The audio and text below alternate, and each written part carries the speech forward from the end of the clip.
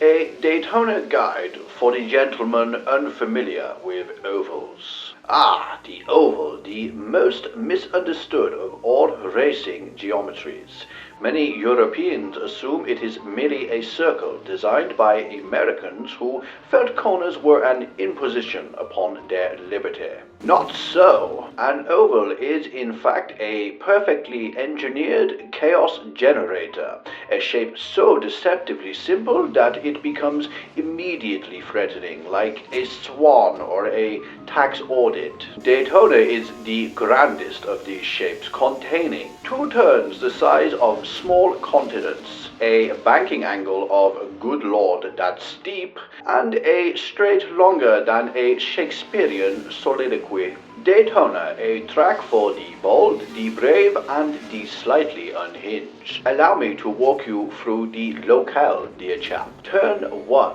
Drivers fling themselves into the first left-hander at speeds typically reserved for aircraft on final approach. The infield. The cars then leave the mighty banking and tiptoe into a fiddly little road section featuring chicanes, left, rights, and the lingering sense of confusion. It's rather like hosting a garden party in the middle of a hurricane. The bus stop chicane. Every vehicle must pass through a sudden left and an even more sudden right, and an existential inquiry into whether the suspension truly deserves this kind of treatment. The tri-oval. A bend so gentle it hardly qualifies as a bend. One might as well call it a suggestion. Night racing. Once daylight gives up and wanders off, the headlights become the only thing visible. Shadows start to dance across the infield, and one realizes that racing drivers are perhaps not wired the same way as the rest of us. Reginald recommends several calming activities during these hours, such as tea, more tea, stronger tea, and perhaps accepting staying awake. May have been a mistake.